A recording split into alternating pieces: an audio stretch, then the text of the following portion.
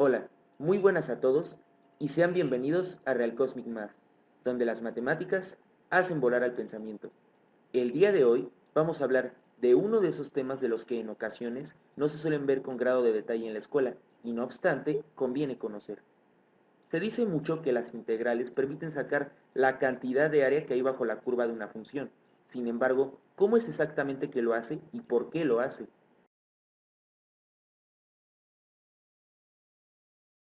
Si te interesa, te invito a que te quedes a ver por qué las integrales calculan áreas bajo la curva.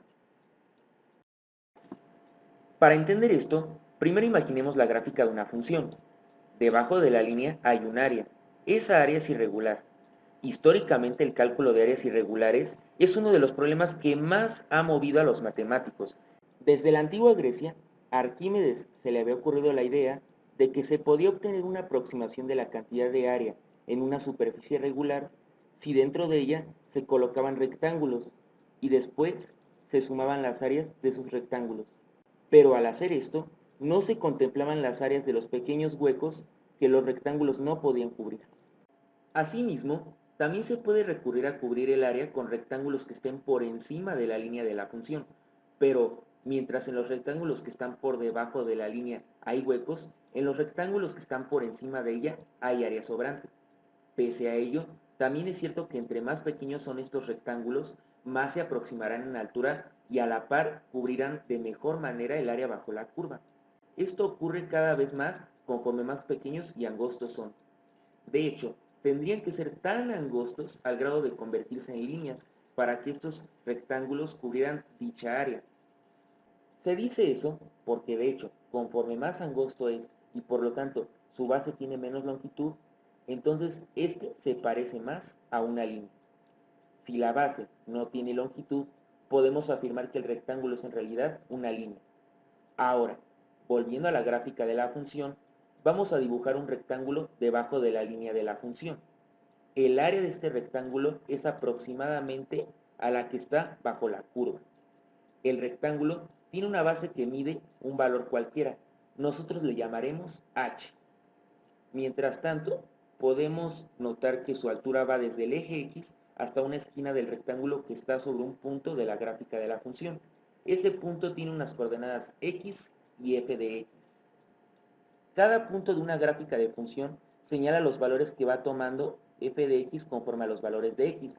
Y si f de x representa la coordenada vertical de cualquier punto, entonces el rectángulo tiene de altura una distancia que nombraremos f de x. Por lo tanto, el área de este rectángulo es f de x por h. Calcular esa área daría una aproximación al área bajo la curva. Pero si quisiéramos calcular el área exacta bajo la curva, tendremos que hacer algo distinto. En este caso, tendremos que encontrar una función que a nosotros nos vaya a permitir calcular el área bajo la curva de f de x. A esa función le llamaremos a de x. Todavía no sabemos cuál es exactamente la forma en que está expresada, es decir, no sabemos si a de x es igual a x al cuadrado o a de x es igual a x al cubo más 3. Eso aún no lo conocemos.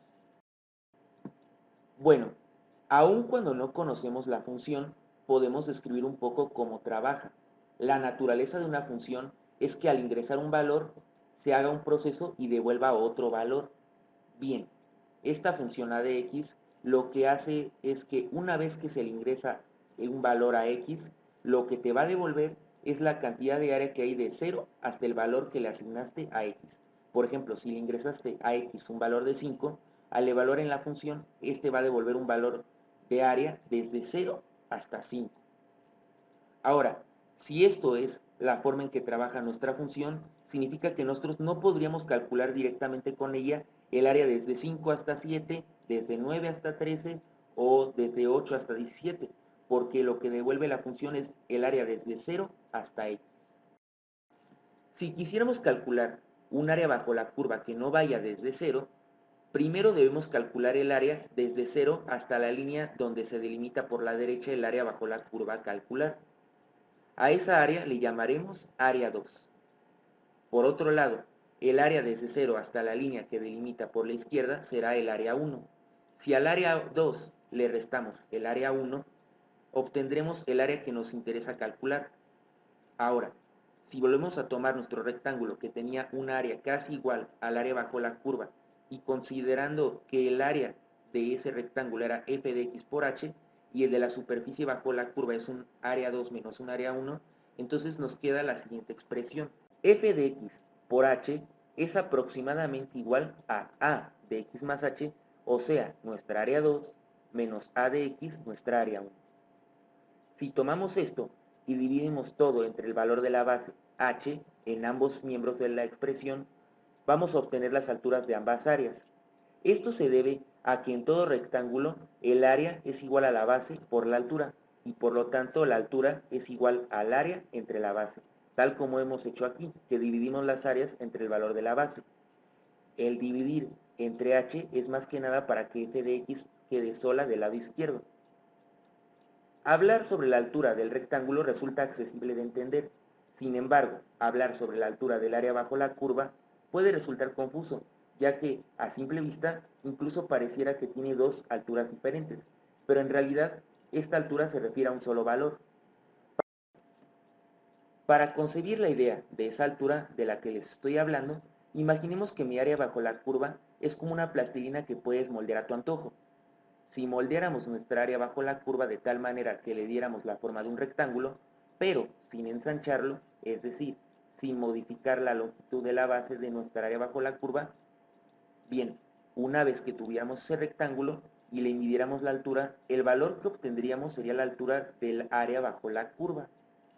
Ahora, como vimos antes, entre más pequeños sean los rectángulos, mejor cubrirán el área bajo la curva. Y lo harán totalmente si sus bases llegan a medir 0, porque de esa forma no habrán huecos, serán exactamente iguales. Si queremos transportar esta idea al lenguaje matemático y retomando la expresión que teníamos, entonces deberíamos aplicar el límite cuando la base h tiende a 0 y se debe hacer a ambos lados de la igualdad. Ahora, resolviendo los límites, límite cuando h tiende a 0 de f de x, al no haber nada en términos de h, se queda igual. Ponemos signo de igual porque al medir la base 0, las alturas del rectángulo y el área bajo la curva no son aproximadas, son iguales. Para resolver el otro lado debemos emplear la definición de derivada. Límite cuando h tiende a 0 de f de x más h menos f de x y todo eso entre h. Arriba del cuadro está pasando lo mismo, nada más que en vez de ser f de x es a de x. Por lo tanto, f de x, nuestra función a la cual le pretendíamos obtener el área bajo la curva, es igual a la derivada de la función del área. Por lo tanto, si lo que queremos obtener es a de x, entonces debemos quitar la derivada. ¿Y cómo se hace esto? Integrando ambos lados de la igualdad. De esa forma, descubrimos que la función del área de cualquier otra función es igual a la integral de la misma. Y comprobamos esa idea. Ya comprobamos por qué la función del área es la integral de otra, pero no el por qué se calcula la integral definida tal y como se hace. F de b menos f de a, todo eso. Como vimos previamente, si evaluamos x en nuestra función del área, el resultado era el área desde 0 hasta x. Para solucionar este problema, podemos aplicar una estrategia de la que ya hablamos antes. Al valor de x, que delimita nuestra área bajo la curva por la izquierda, le llamaremos a. Y al valor de x que delimita por la derecha le llamaremos b. Si calculamos el área hasta b y a eso le restamos el área hasta a, obtenemos el área que nos interesaba. Llevando esta lógica entonces a la integral definida que va desde a hacia b, es igual al área hasta b menos el área hasta a.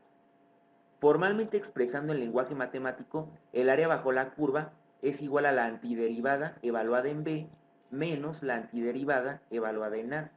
Y de esa forma demostramos el por qué se calcula como se calcula una integral definida. Y hasta aquí sería todo, amigos. Si el video te gustó, puedes ayudarme compartiéndolo para que más gente acceda a aprender acerca de esto. Muchísimas gracias por tu atención. Nos vemos en otro video.